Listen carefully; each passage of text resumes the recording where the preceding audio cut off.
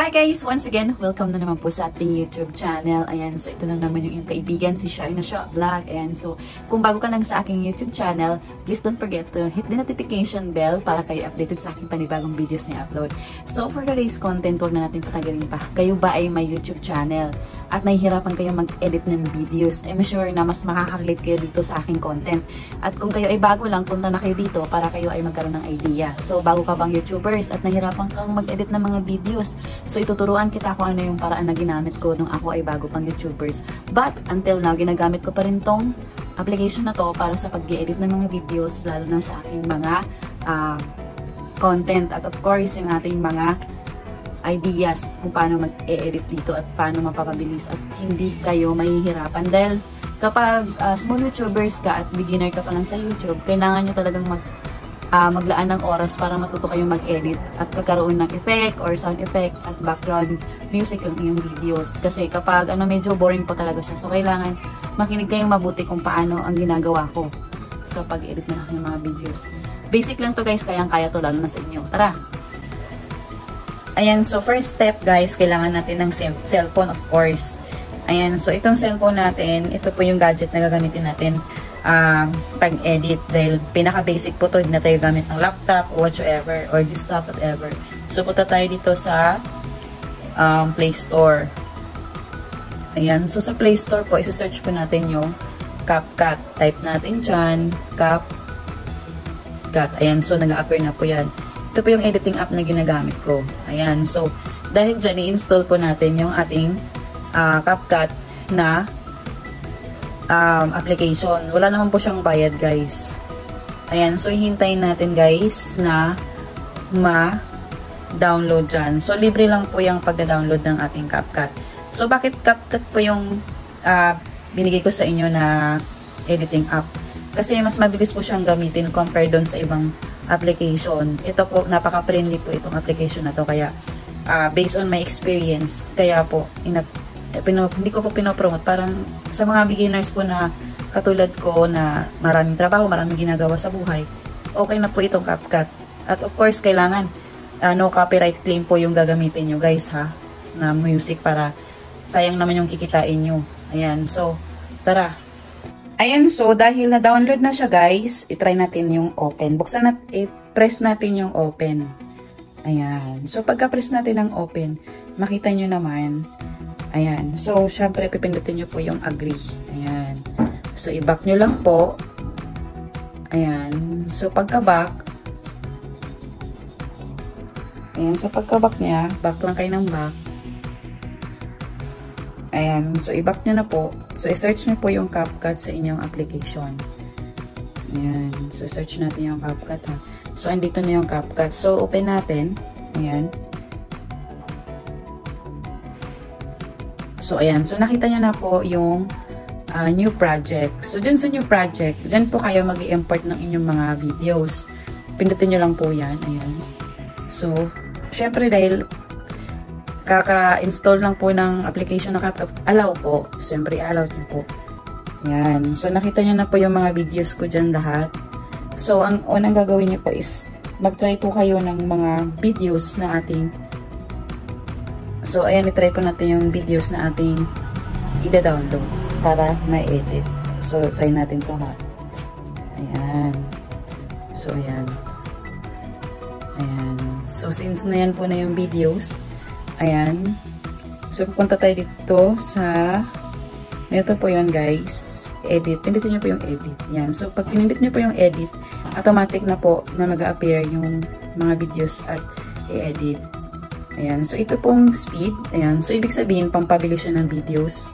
Ayan. So, pwede siyang gawin mong 4 para mas mabilis. Ayan. Play natin. Ayan. So, sobrang bilis. Kasi speed nga po, diba? Ayan. So, sobrang bilis siya. And then, pupunta tayo doon sa animation. Kung gusto nyo po ng mga tawag nyo dyan, mga background na animation, nasa inyo po yan. Pero, huwag nyo pong pindutin yung pro kasi pag sinabing pro po, may bayad po yan. So, pipindutin nyo lang po tulad yan. Yan. So, katulad yan, di ba? Ayan. And then, pupunta naman tayo sa, syempre, delete, alam nyo na po yan. Ayan. So, huwag niyo po pindutin yung mga sign na may ganyan kasi ibig sabihin may bayad po siya. Ayan, so volume. Kung gaano kalakas yung salita. Ayan. Ayan. Ayan. So, yun po yung volume. And of course, yung size ng mga videos. So, yung rotate. Ayan. Ayan. So, sa crop naman, kung gaano siya kalaki. Ayan. So, back. Back na siya. And then, of course, sa filter, kung gaano kaliwanag. Kung sa filter po, dyan po tayo mag-a-adjust ng liwanag. Kung anong klaseng liwanag ang gusto nyo. Ayan. Brightness, yung mga adjust ng videos. Ayan. So, ito naman po, ayan. So, wala na yan dyan. So, paano tayo mag-i-insert ng music? Ayan. So, punta po tayo sa audio. Ayan. Yung music. So, pag sinabing audio, ganyan lang pipindutin natin. Ayan. So, make sure guys na gagamitin yung audio is that walang copyright claim. Kasi, pag meron, mas mahihirapan po kayo ha. So, sa device, kailangan itatype nyo yung, halimbawa, dito tayo magta-type dito. No copyright claim. Copyright. Ayan, no copyright background music for vlog. Ayan. So, lalabas po dito lahat ng mga libre na no copyright.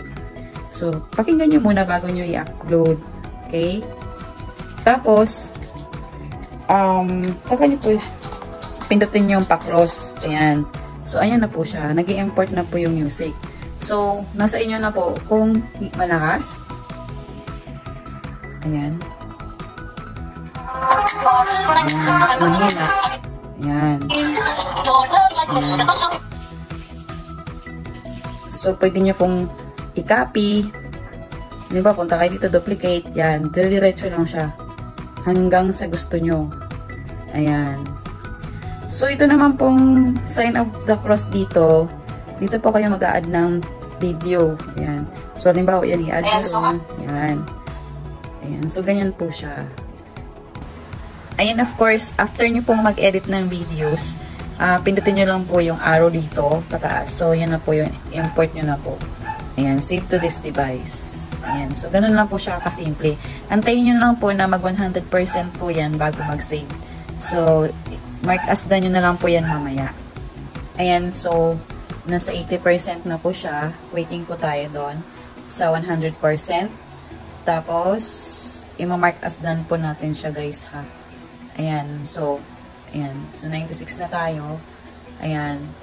So, pag 99, ayan. So, mark as done nyo na po yan.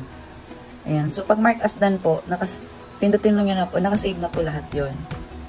Ayan, yun po yun. Sana may naintindihan kayo ha. Ayan. Ayan guys, so sana may natutunan kayo sa aking content for today, kung paano mag-edit at kung ano yung gagamitin na pang-edit ng inyong mga videos, kung kayo ay mga small YouTubers at mga small YouTube channel pa. Tsaga-tsaga lang talaga. Mahirap po talaga ang mag-edit. But, kayang-kaya nyo yan. Kasi nakaya ko nga kayo, kaya hindi nyo makaya. Kaya nyo yan. So, don't forget to subscribe and hit the notification bell para kayo updated sa aking panibagong videos na i-upload. Tandaan, hindi po tayo artista para tangkilikin, kaya gumawa tayo ng very informative content na nakakatulong sa iba, lalong-lalo na sa mga YouTube subscribers at YouTube viewers.